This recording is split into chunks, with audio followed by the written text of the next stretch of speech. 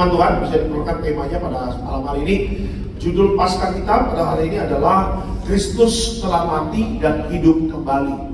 Dan hidup kembali. Lukas 24 ayat 1 sampai 7. Silakan Pak. Demikian firman Tuhan. Tetapi pagi-pagi benar pada hari pertama minggu itu, mereka pergi ke kubur membawa rempah-rempah yang telah disediakan mereka. Mereka mendapati batu sudah terguling dari kubur itu, dan setelah masuk mereka tidak menemukan mayat Tuhan Yesus. Sementara mereka berdiri termangu-mangu karena hal itu, tiba-tiba ada dua orang berdiri dekat mereka memakai pakaian yang berkilau-kilauan. Mereka sangat ketakutan dan menundukkan kepala. Tetapi kedua orang itu berkata kepada mereka, "Mengapa kamu mencari dia yang hidup di antara orang mati? Ia tidak ada di sini, ia telah bangkit. Ingatlah apa yang dikatakannya kepada kamu ketika ia masih di Galilea, yaitu bahwa anak manusia harus diserahkan ke tangan orang-orang berdosa dan disalibkan dan akan bangkit pada hari yang ketiga." Oke, slide selanjutnya. Kebangkitan Yesus membawa kabar baik bagi kita yang percaya kepada Yesus. Karena kalau Yesus tidak bangkit, maka sia-sialah iman kita. Bapak Ibu, apa yang terjadi dalam perjanjian baru? Ya, Yesus lahir, ya, Allah menjadi manusia, ya. Udah begitu Yesus ngajar, kematian Yesus. Udah begitu kedatangan itu apa? Kebangkitan Yesus, ya. Setelah kebangkitan Yesus 40 hari nanti kita akan memperingati kenaikan Tuhan Yesus. Dan juga nanti yang akan terakhir adalah kedatangan Tuhan Yesus kedua kali. Nah, apa yang sudah terjadi dalam perjanjian baru ini, itu adalah penggenapan dari nubuatan perjanjian lama. Jadi ketika Yesus datang ke dunia dan dia mati, ya, itu adalah caranya Tuhan untuk menyelesaikan dosa dan pelanggaran kita khotbah Jumat Agung kemarin. Nah, setelah Yesus mati, harus ada proyek yang selanjutnya, yaitu ada kebangkitan Tuhan. Kenapa Yesus harus bangkit?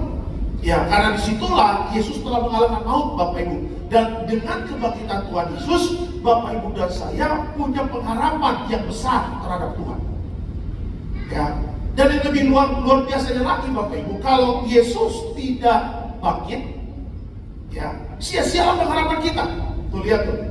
Ya, kita kan di Tiberias, ya. Dari Jumat kemarin saya katakan kita di Tiberias ini visi-misinya apa sih? Mempersiapkan jemaat yang kudus, misionaris, dan siap ke surga. Kalau Yesus tidak bangkit pada hari yang ketiga, Bapak Ibu dan saya tidak bisa menjadi warga surga. Kita tidak bisa mengklaim kita berkumpul di bumi, berkumpul di surga. Kita tidak bisa mengklaim itu. Tetapi yang kita dapatkan apa? Kalau Yesus tidak bangkit, yang kita dapatkan adalah kita berkumpul di bumi, berkumpul di neraka, Bapak Ibu. Jadi tetangga di neraka. Kita semua nggak mau masuk neraka, Bapak Ibu, dan Tuhan tahu bahwa tempat manusia sebenarnya itu bukan di neraka. Karena apa? Karena neraka itu tempat setan dan bersama malaikat-malaikatnya yang telah melanggar firman Tuhan. Jadi Tuhan ingin membawa Bapak Ibu dan saya masuk dalam kerajaan Allah, masuk dalam rumah Bapa, yang dimana tempat atau rumahnya sudah Tuhan sediakan bagi Bapak Ibu dan saya. Jadi apa yang tujuan Tuhan Yesus membawa kita ke surga itu sangat mulia. Makanya dia harus memberikan anaknya yang tunggal. Karena apa? Karena hanya Yesuslah yang bisa membawa Bapak Ibu dan saya jadi warga surga. Jalan menuju Roma banyak. Bapak Ibu orang kaya punya rumah besar, bikin landasan kapal terbang. Bapak Ibu beli pesawat kapal terbang. Ya, misalnya rumahnya di mana? Di Cibinong, ya, tanah 2 hektar. Ya, dibikin lapangan terbang. Bapak Ibu punya kapal terbang Cibinong Roma bisa. Yang penting ada duitnya. Kalau nggak ada duit ke Roma, biskuitnya aja dulu beli, Bapak Ibu. Kalau memang kalau mungkin ya Pak, kan belum punya duit Pak, karena 2 hektar dari mana Pak? Apalagi Cibinong Roma, memang begitu gampangnya beli pesawat. Ya kalau memang nggak mampu beli pesawatnya, biskuitnya aja dulu. Ya beli tuh kayak Indomaret ada tuh biskuit Roma. Ya, kalau kita punya uang, Bapak Ibu, jalan menuju Roma banyak. Tetapi kan kalau berbicara surga, ya jalan menuju surga itu hanya melalui Yesus. Makanya Alkitab mengatakan puji Tuhan Yesus bangkit. Sehingga apa? Iman kita itu jelas. Ya kan, pengharapan kita itu jelas. Kalau kita ngomong surga, kalau kita ngomong tentang keselamatan, bukan mudah-mudahan, tetapi apa? Iya dan amin. Tuhan sudah menyediakan tempat bagi Bapak Ibu dan saya untuk jadi warga surga. Ya, makanya dari tadi sepanjang hari ini saya khotbah tentang Paskah. Saya ingin katakan kepada Bapak Ibu, jangan jual Yesus untuk apapun. Jangan tukar Yesus kepada yang tidak kekal. Jangan tukar Yesus cuma gara-gara harta. Jangan jual Yesus gara-gara jabatan. Ya, jangan jual Yesus cuma gara-gara pasangan hidup. Ya, harta, tahta, dan pasangan hidup itu adalah 3 indikator yang banyak membuat anak-anak Tuhan itu meninggalkan Yesus. Ya, satu kerugian besar kalau kita meninggalkan Yesus. Apa Bapak Ibu? Bapak Ibu dan saya adalah apa? Menukar tempat yang sebenarnya tempat itu untuk masuk dalam kekekalan. Yaitu apa? Rumah di surga. Kita tukar dengan hal yang tidak kekal. Itu kebanggaan. Ya, kita ada namanya garis bijaksana dan garis bodoh. Semua itu gambaran orang Kristen. Ada yang bijaksana, ada orang Kristen yang bodoh. Orang Kristen yang bijaksana berjaga-jaga karena mempelai mau datang. Baca tuh di Alkitab garis bijaksana dan garis bodoh. Garis bijaksana menggambarkan orang Kristen yang menjaga imannya setia, berjaga-jaga Yesus datang mereka ready. Tapi Kristen yang bodoh ya menyalahgunakan anugerah, menyia-nyiakan anugerah, tidak berjaga-jaga. Waktu Yesus datang, pintu surga tertutup. Hati-hati. Perjalanan hidup orang percaya semakin dekat dengan kesudahan. Ya, harus pakai bijaksana, harus pakai ngerti hidup ini sementara. Tapi yang paling utama dari hidup sementara apa? Jaga iman kita setia sama Tuhan Yesus. Puji Tuhannya, Yesus bangkit sehingga iman kita tidak sia-sia. Tetap setia sama Tuhan Yesus. Karena suatu saat nanti Bapak Ibu dan saya kita jadi tetangga di surga. Amin. Kasih tepuk tangan yang meriah untuk Tuhan. Yuk slide selanjutnya. Nah, belajar dari Alkitab ada 3 perkara penting mengenai kebangkitan Kristus. Ya. Kita belajar dari Alkitab ada 3 perkara penting mengenai kebangkitan Kristus. Yang perkara yang pertama berbicara bahwa Tuhan mampu melakukan yang tidak mungkin bagi manusia. Ya, Tuhan mampu melakukan yang tidak mungkin bagi manusia. Lukas 24 ayat 6 sampai 7. Silakan Pak. Demikian firman Tuhan. Ia tidak ada di sini, ia telah bangkit. Ingatlah apa yang dikatakannya kepada kamu ketika ia masih di Galilea, yaitu bahwa anak manusia harus diserahkan ke tangan orang-orang berdosa dan disalibkan dan akan bangkit pada hari yang ketiga. Oke, keterangannya apa? Tuhan menyatakan kemampuannya bahwa segala sesuatu dapat dia lakukan. Lukas 1 ayat 37, Alkitab mengatakan apa? Sebab bagi Allah tidak ada yang mustahil. Mulai dari perjanjian lama dan perjanjian baru, Bapak Ibu melihat bagaimana sepak terjang Tuhan itu memberikan mujizatnya kepada yang percaya kepadanya. Perjanjian lama banyak mujizat di sana. Ya, bagaimana laut Teberau terbelah, coba lihat. Ya, bagaimana Elia itu bisa turunin hujan. Ya, segala sesuatu waktu lagi nggak ada hujan, Elia berdoa akhirnya hujan turun, tuh lihat. Ya, Bapak Ibu bisa melihat bagaimana Daud mengalahkan Goliat, kepalanya Goliat digorok sama Daud, dan itu mujizat. Nah, saya ingin katakan Bapak Ibu, ketika kita belajar Alkitab, di situ Tuhan banyak tunjukkan bagaimana Dia Allah yang bisa menyelesaikan segala perkara. Nah, ketika Allah menjadi manusia, Bapak Ibu, manusia tidak bisa melakukan itu. Allah menjadi manusia, pertanyaannya manusia nggak bisa menjadi Allah, tidak bisa. Jadi ketika Allah menjadi manusia, itu Tuhan ingin kasih tunjuk sama-sama Bapak Ibu dan saya. Nih Tuhan yang mau percaya, aku mampu melakukan apa saja kalau kau mau percaya kepadaku. Dia tunjukin Allah menjadi manusia. Kau lihat, waktu Yesus lahir di dunia, bertumbuh dewasa umur 30 tahun, dia melahirkan 3,5 tahun. Banyak hal yang dilakukan Yesus. Alkitab mengatakan apa? Alkitab ini tidak akan pernah sanggup menulis apa yang Yesus sudah lakukan. Saking banyaknya mujizat yang Tuhan sudah lakukan di zaman pelayanannya. Kita kasih contoh sederhana. Apa yang Yesus lakukan? Orang buta sembuh, bisa melihat. Ilmu kedokteran mana yang bisa membuat orang buta itu bisa melihat? Tidak ada. Biasanya kalau orang buta-buta, beberapa kali di Tiberias ada yang datang membawa keluarganya. Pak, papa saya buta karena diabetes. Oh, lihat.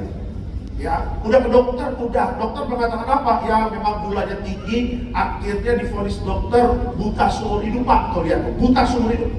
Dokter mengatakan apa? No hope, Pak. Udah nggak mungkin, tuh lihat. Tapi Alkitab mencatat Tuhan bisa menyembuhkan orang buta dan bisa melihat.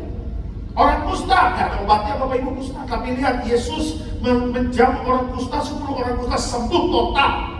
9-nya kabur, nggak terima kasih sama Tuhan, tapi 1 lagi balik sama Tuhan. Untuk mengatakan apa? Dia punya roh tahu diri orang. Dia mengatakan say thank you sama Tuhan. Terima kasih Yesus, aku sudah disembuhkan dari sakit kusta.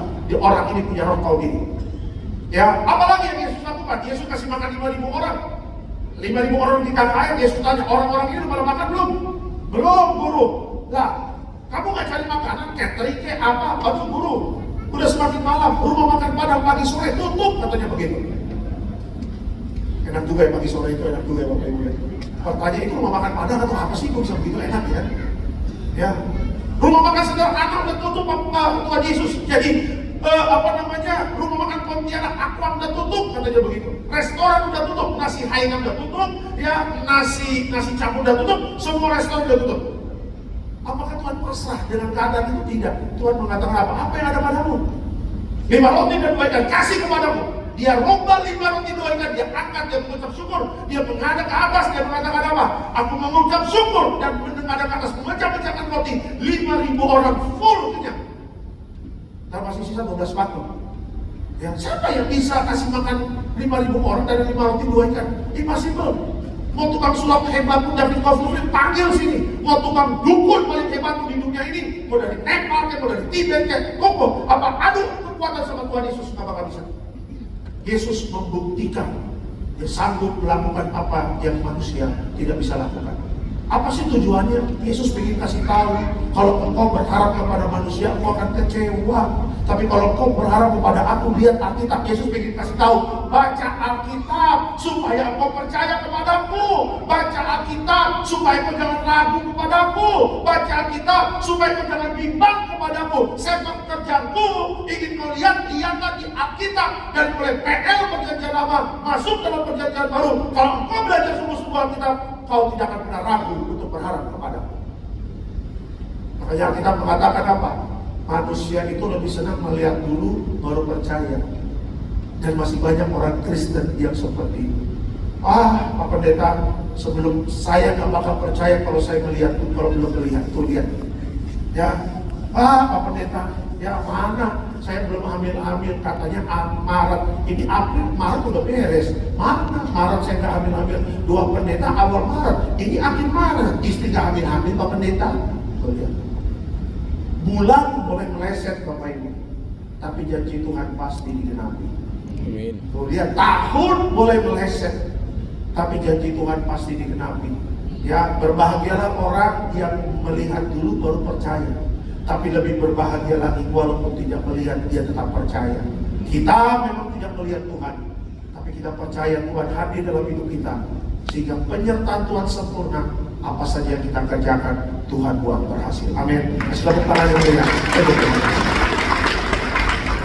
Jadi makna dari kebangkitan Yesus, ya, yang pertama adalah apa?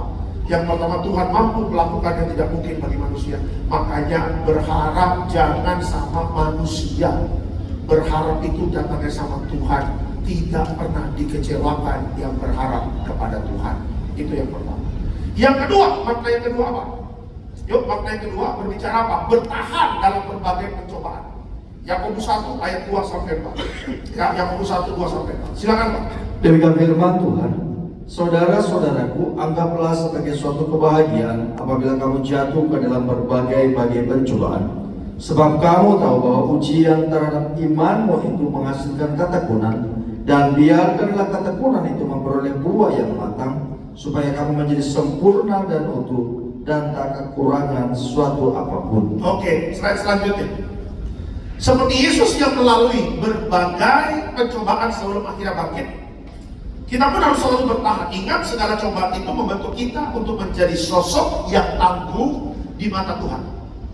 Bapak Ibu, Alkitab selalu menceritakan bagaimana iman kita itu berproses. Ya.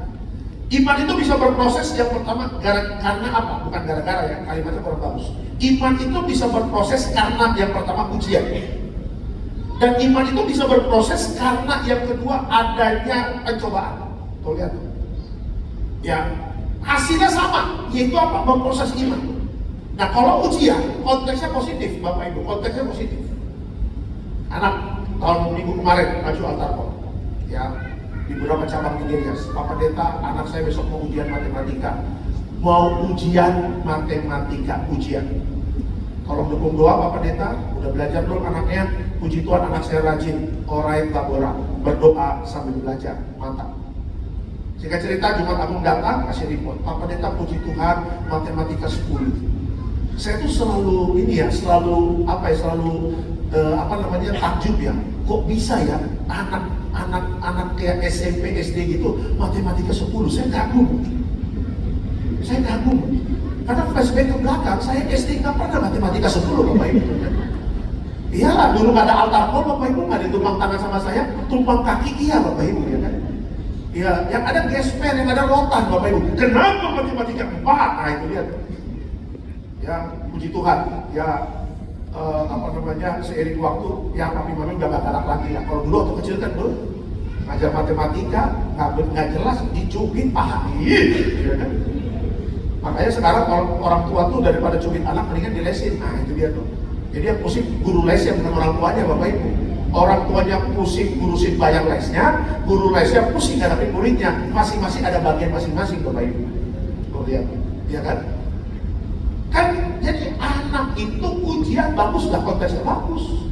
Ya Pak Pendeta, ya, kayak tadi di SCBD ada jemaat yang anaknya ini dari Unpad. Ya sekitar bulan Mei Juni ini mau ujian skripsi di Pajajaran. Wih, dulu Pak Pendeta cari bahan-bahannya susah. Ujian, tetapi saya bilang tetap percaya Tuhan masih tolong. Ujian konteksnya positif. Tetapi yang pencobaan, kata kita tadi pencobaan. Pencobaan ini konteksnya negatif Bapak Ibu. Allah tidak mencobai, tetapi pencobaan itu bisa terjadi karena keinginan dari kita. Tapi di belakang layar itu yang sebagai mengatur dalam pencobaan itu siapa? Iblis Bapak Ibu. Makanya lihat ya, waktu Ayub sudah hidup saleh, iblis datang kepada Tuhan minta izin. Tuhan, saya mau cobai hambamu Ayub. Izin ya. Tuhan mengatakan apa? Yang penting jangan lebih dimati. Ya, akhirnya Ayub diuji, dia mengalami pencobaan, tetapi puji Tuhan, Ayub tidak mengutuk kepada Tuhan. Akhirnya Ayub bisa menyelesaikan pencobaannya. Ya, tujuannya apa? Dua-duanya ini. Untuk apa? Untuk memproses iman. Alkitab mengatakan apa Bapak Ibu? Tadi mengatakan apa? Sebab kamu tahu bahwa ujian terhadap imanmu menghasilkan ketekunan. Ya, saya salut sama Bapak Ibu yang jam ibadah kita kan dari jam 8 sekarang naik lagi 20-30. Kemarin sempat jam 9 turun lagi 20-30. Ya, gak gampang loh untuk ibadah malam begini, apalagi pendetanya Bapak Ibu. Gak gampang, ini udah 5 watt ya begini. Untuk aja ada nasi goreng solaria ya kan, ada kekuatan yang baru gitu. Tapi jadwal kita hari ini, haleluya bombastis tuh. Ya, pagi jam 7 udah khotbah di Cawang. Jam berapa? Jam 9 SCBD. 10.30 Bidex ya, sampai teras kota tuh BSD. Jam 12 Karawaci. Jam 2 Betos Bekasi Timur.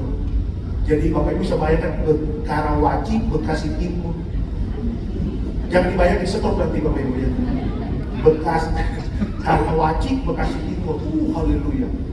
Ya, dari Karawaci kita kemana tadi? Dari Bekasi Timur kita kemana? Alam Sutra. Ibadah jam 4:30 baru nyampe Bapak Ibu tadi di Alam Sutra.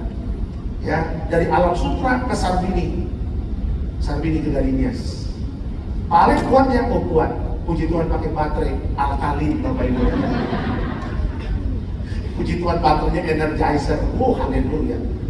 Coba itu. Ya, saya percaya Bapak Ibu yang datang ke gereja datang ibadah malam.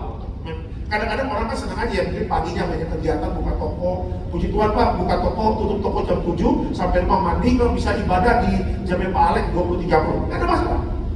Tetapi lihat, pasti semuanya ada tujuan datang ibadah tuh ngapain? Ada yang memang gak ada kerjaan ya Pak, daripada gak ada kerjaan kok menjaga ibadah, ada aja. Orang-orang yang gak ada kerjaan tuh itu di ibadah dia pelangap lomo, ya kan? Main handphone, tiba-tiba keluar, pesan beras 2 ton, ya kan?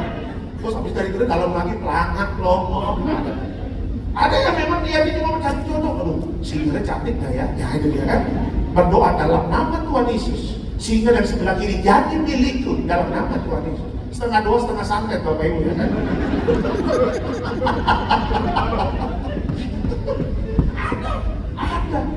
Ada juga yang memang rindu ibadah. Ya, aduh Pak Pendeta, saya ini dididik dari sejak kecil, papa mama saya, opung saya, opa saya, oma saya itu pengurus gereja di kampung sana di apa namanya di Sleman sana di Jawa. Ya, opa saya itu punya gereja kecil di Sleman, dia di Jawa sana, dan selalu mendidik anak-anaknya jangan pernah absen ibadah, kamu cari Tuhan. Makanya saya sudah bertumbuh dewasa, dari Sleman saya ke Jakarta, puji Tuhan berkat ada, pilih rumah di Kelapa Gading, saya nggak pernah absen Pak Pendeta dalam ibadah. Ada yang kayak begitu, tapi ada yang hancur hati waktu datang ke gereja. Siapa Pak? Nah ini semua hancur hati semua dia datang. Ini sedang berbeban berat ini. Ada yang berbeban berat, ada yang berbadan berat juga Bapak Ibu. Beda-beda tipis lah itu. Nah kalau berbeban berat apa? Ya kan ketika sedang berbeban berat itu tujuannya apa? Untuk menguji, ada ujian terhadap imanmu, sehingga apa menghasilkan keteguhan. Gitu loh, orang kan kalau lagi kepepet kan akhirnya cari Tuhan, banyak yang kayak begitu. Ya kan, saya pernah khotbah di Pontianak Bapak Ibu, zaman dulu 6 bulan saya di sana. Sesi pertama, ada yang cari saya jam 7 ibadah di Hotel Borneo tuh di Pontianak. Pak Pendeta ada yang cari Pak Pendeta. Siapa? Wih, ada yang datang pakai celana pendek ibadah, celana pendek Bapak Ibu. Buset, ini ibadah atau jual sayur sih dalam habis ini? Ada loh orang ke gereja pakai celana pendek kok, ada loh. Ya mungkin memang nggak tahu kali ya untuk ibadah. Ya, mau diapa Pak? Pendeta, saya ada masalah nih. Menurut pendeta, kalau Tuhan yang pendeta, Yesus bisa menyelesaikan masalah ini berapa lama? Loh, kok begitu sih pertanyaannya? Kok Tuhan dipaksa-paksa sih? Maksudnya kok di depan tuh ada suhu tuh, ada buka praktek. Itu katanya ada masalah 2 jam, yang penting bayar 2 jam. Tapi kalau Yesus yang pendeta berapa jam nih? Gue pengen tahu itu suhu kuatan mana, jagoan mana? Suhu yang depan buka praktek atau Yesus yang Pak Pendeta puja? Wih, saya bilang macam betul aja nih orang, saya bilang begitu. Kita gini-gini orang Medan nih, ya kan? Walaupun di kampung orang, ayolah. Siantar ini kita ini. Walaupun kita pendeta baptis 2 kali, sisa-sisa masih ada ini kita itu. Kok jadi maksa-maksa sih, saya bilang begini. Saya bilang, oh gini kok, sorry ya. Ya, di luar Yesus ada alternatif pasti ada. Tapi mohon maaf, Yesus bukan hanya memberikan solusi dalam masalah, ada jalan keluar pasti. Tapi Yesus juga menjamin kokoh jadi warga surga. Mohon maaf loh, di luar Yesus binasa. Kalau kokoh main pasar gelap, kokoh datang ke dukun, kokoh datang ke main-main yang najis di hadapan kita tuh. Kedukun itu adalah perjinan rohani. Saul itu ditendang sama Tuhan karena dia berzina rohani. Jangan main-main kok. Ya, kalau memang Yesus, kalau memang mau terang. Jangan terang, gelap, terang. Jangan suap-suap hukum. Kalau memang mau Yesus sekalian, tapi kalau enggak udah. Kalau memang mau binasa sekalian. Jangan Senin sampai Jumat binasa, Sabtu Minggu pertobatan. Jangan. Ini balik lagi tanya. Jadi Yesus pendeta berapa lama nih masalahnya? Bisa menyelesaikan berapa jam? Saya nggak tahu. Waktunya adalah hak prerogatif Tuhan. Terserah mau percaya atau enggak. Udah saya tinggalin ibadah. Sorenya lagi ibadah, dia datang lagi duduk di depan Bapak Ibu. Kenapa orang ini ada di sini sih bilang? Mungkin dia pikir dia di luar Yesus binasa, mungkin dia takut juga loh. Ya, Pak, masuk neraka tuh ngeri loh, jangan macam-macam loh. Maksudnya selamanya itu di alam roh itu. Akhirnya duduk depan. Lagi altar kok, celana pendek lagi rusak. Aduh, tahu gitu belum ada celana kita beli di Matahari Bapak Ibu ya. Gimana kok mau dengan apa atau pendeta? Kayaknya sih saya pilih Yesus aja deh. Ya, tadi pendeta bilang kayaknya nggak yakin kalau di luar Yesus bisa bilang, saya takut binasa juga pendeta. Saya mau serius cari Tuhan. Ya udah. Ya, saya ingin katakan Bapak Ibu, godaan untuk cari jawaban dalam masalah kita di luar Yesus banyak. Ada orang Kristen yang main dukun, hati-hati. 7 turunan bisa kena kutuk anakku. Bukan hanya anak pun nanti punya anak, anaknya lagi, anaknya punya anak, anaknya lagi, anaknya punya anak, anaknya lagi. 7 turunan, sangat mengerikan. Jangan main dukun. Ya, jangan main jimat-jimat. Ya, jangan pakai kalung. Wah, kalau pakai kalung ini anti banget, anti Kristus. Baca betul aja, nggak ada itu. Ya, selama Bapak Ibu dan saya cari dahulu kerajaan Allah dan kebenarannya, semua pasti akan ditambahkan. Makanya jaga iman benar. Ya, di sini kan seleksi nih, ini kan seleksi alam loh Bapak Ibu. Tuhan melihat, oh dia orang suka dukun nih. Oh datang ke ini nih, oh, orang pintar. Oh orang pintar di Gunung Kawi. Orang pintar rumahnya di gunung, bocor-bocor lagi gelap kan. Orang pintar itu di mana? Di ITB, di UI, itu orang pintar namanya. Kok orang pintar datang ke Gunung Kidul, Pak? Siapa kamu? Ya, Johannes, Pak. Johannes. Kamu mau apa? Jadi anggota dewan, Pak. Oh, ini caranya. Dia tahu caranya jadi anggota dewan. Kenapa dia sendiri lagi jadi anggota dewan? Ya, kenapa dia memilih di Gunung Kidul? Ya, di Gunung Kawi, rumah bedek kan? Seharusnya dia bikin promosi dan foto-foto coblos aku. Ya, komen aja, nggak pakai dukun, komen bisa masuk Bapak Ibu anggota dewan. Coba pakai muka begini. No, termasuk saya yang nyoblos dari Jawa Barat kan. Kata biasanya Bogor, ada komen ini, coblos, ya kan? Masa muka jelek, gitu kan. Nanti 5 tahun ke depan saya mau coblos, saya mau pakai muka jelek, gitu kan. Paling dimati biar saya colok foto saya. Hati-hati, ya, jangan main puasa gelap untuk menjawab setiap masalah. Ya, orang kalau datang ke dukun, itu dukun bawa orang ke neraka. Mendingan jaga iman. Kalaupun memang berat, nangislah. Berserulah kepada Tuhan, tekunlah cari Tuhan. Karena orang yang berharap kepada Tuhan, yang berseru kepada Tuhan, datang mungkin dengan air mata, Tuhan berat. Tapi orang yang jaga ketekunannya cari iman, pulang akan bersorak-sorai, membawa kemenangan dari Tuhan. Amin. Kasih tepuk tangan kalian. Ya, jadi apa makna kebangkitan Yesus? Yang kedua adalah bertahan yuk dalam berbagai pencobaan. Ya, Yesus waktu ada masalah dia bertahan, dia kuat, dia akan melihat kemenangan. Itu yang kedua. Dan yang ketiga terakhir, makna dari kebangkitan Yesus apa? Yuk, yang ketiga terakhir adalah kebangkitan Yesus mengalahkan maut. Ya, Yohanes 11 ayat yang ke-25. Silakan. Demikian firman Tuhan. Jawab Yesus, akulah kebangkitan dan hidup. Barang siapa percaya kepadaku, ia akan hidup walaupun ia sudah mati. Oke, keterangannya, maut tunduk kepada kuasa Tuhan. Yesus bangkit dan hidup. Hargai kebangkitan Yesus dengan hidup dalam pertobatan dan kekudusan. Bapak Ibu, pertobatan dan kekudusan itu bagaimana sih bisa menjadi menjadi gaya hidup kita? Bagaimana sih caranya? Tadi saya katakan di balik saat ini, jadikan pertobatan dan kekudusan itu topik di dalam rumah tanggamu. Sesuatu yang tiap hari dibahas di dalam rumah tangga kita sebagai rumah tangga orang Kristen. Sebagai contoh ya Bapak Ibu, ini contoh sederhana. Ya, seorang istri nanti nasihatin suaminya, Papa, ya aku tahu Papa ini sedang lagi main proyek-proyek. Saya dengar Papa lagi ada proyek minyak gorengnya, tuh lihat tuh. Ya, Papa lagi ada proyek minyak bumi ya, tuh lihat tuh. Dengar-dengar Papa juga ada proyek timah ya, nah tuh lihat tuh ya kan. Dia ketawa-ketawa ngerti maksud saya ya. Lagi rame ya kan. Ya Pak, ingat loh Pak. Ya, Papa lihat, Mama lihat di medsos banyak loh yang tertangkap yang tertangkap oleh pemerintah karena hidupnya nggak benar, nggak jaga pertobatan dan kekudusan. Jangan ya Pak. Mama nggak apa-apa kok kalau Papa penghasilan sedikit. Mama nggak bangga kalau Papa ngasih berlian, tapi berliannya hasil dari yang tidak jujur. Mama nggak bangga.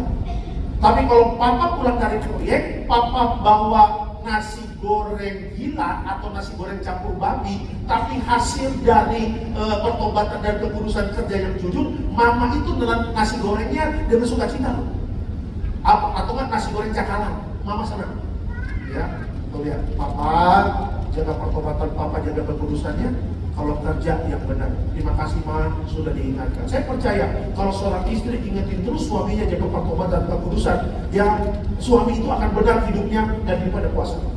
Oh lihat, suami ingetin istri, Ma, Mama mau kemana? Arisan komplek. Ma, hati-hati ya, ini ibu-ibu komplek, Mama lihat nih kayaknya, Papa lihat kayaknya ada ngaco-ngaco. Kok Papa tahu? Kan Papa bisa melihat karakter seseorang. Mantap. Ini Papa suami itu dukun sih ya, kok bisa melihat karakter orang kayak begitu. Ma, hati-hati ya.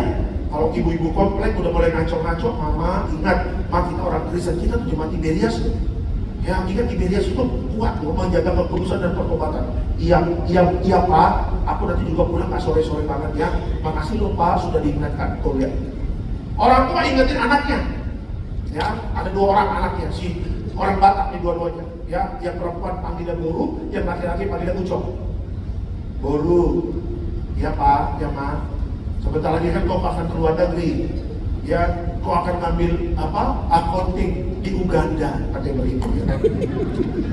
Pak, nggak ada yang bagus, Pak, negaranya kenapa Uganda kan? Zimbabwe, itu dia. Ya, Papa Mama nggak 24 jam memperhatikan kamu, apalagi kita beda jarak dan waktu, beda negara. Boru, selama kamu nanti di luar negeri, jaga pertobatan dan kekudusannya. Selalu berdoa, yang ingat Tiberias ada live streaming, jangan lupa ibadah. Iya, Papa Mama. Oh ya. Anak yang kedua si Ucok. Ya, Ucok meja gugur, Ucok. Yang Cok, kamu kan sebentar lagi mau ke Bandung, mau kuliah di Universitas Pajajaran. Papa di Jakarta sama Mama, kamu di Bandung. Ingat, balik lagi Papa dan orang tua dan kamu beda jarak dan waktu. Jaga pertobatan dan kekudusannya, Cok. Puji Tuhan di Bandung, Tiberias ada di Braga. Kalau perlu kamu pelayanan di sana, jaga komunitas atau pergaulan yang baik dan benar. Terima kasih Bapak Mama, betul ya. Ya, bikin suasana untuk ngobrol tentang pertobatan dan kekudusan. Kenapa? Karena Alkitab tadi mengatakan apa? Akulah kebangkitan dan hidup, barang siapa percaya kepadaku, ia akan hidup walaupun dia sudah mati.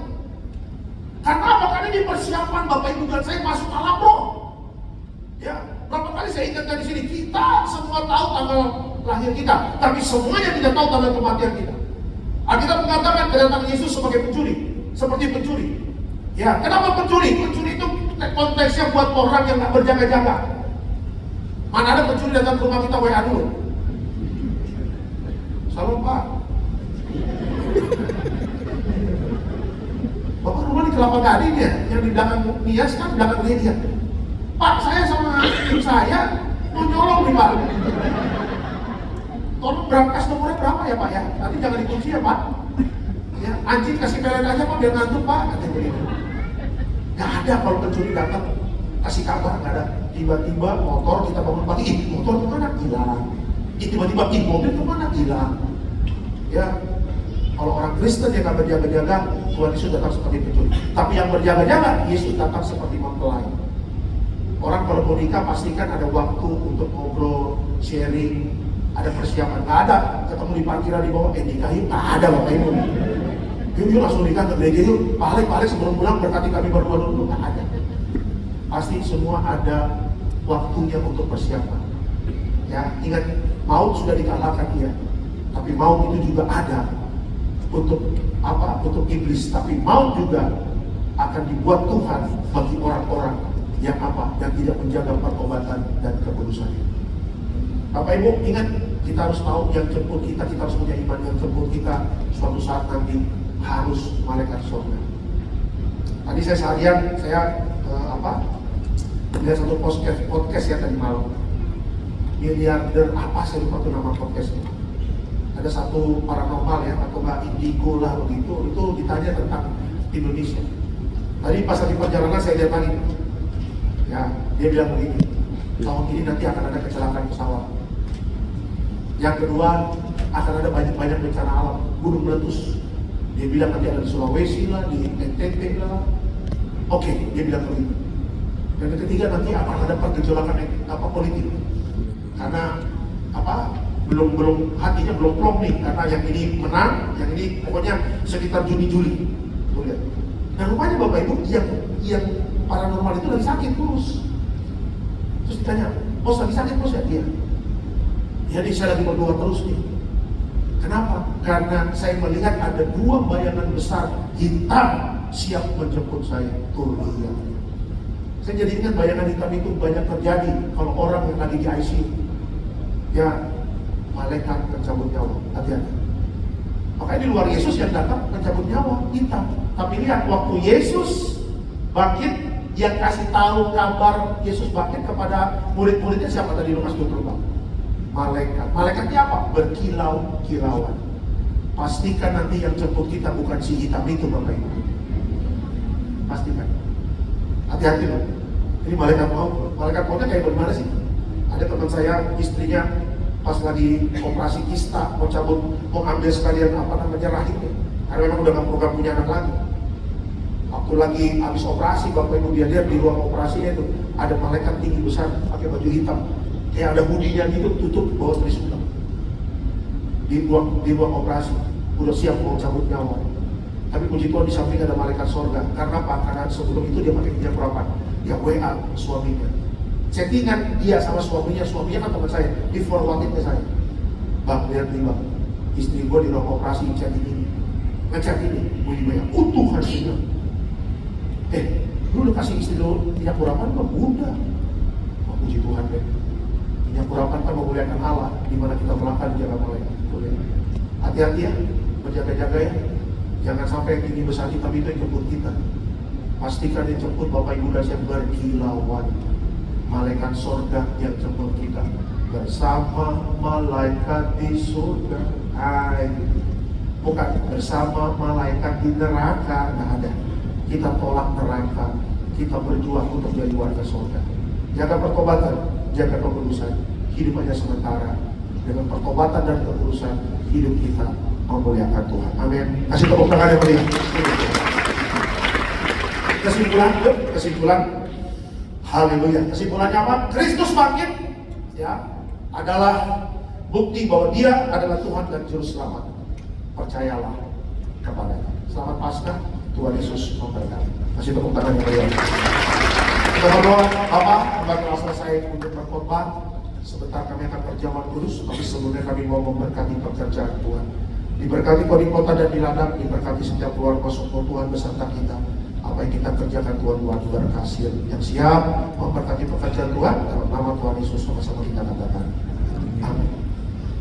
Puji nama Tuhan Yesus, kita diberkati oleh kebenaran firman Tuhan pada kesempatan hari ini. Hari Paskah ini kita mau berikan persembahan yang terbaik terlebih dahulu sebelum kita menyatu dengan tubuh dan darah Tuhan Yesus.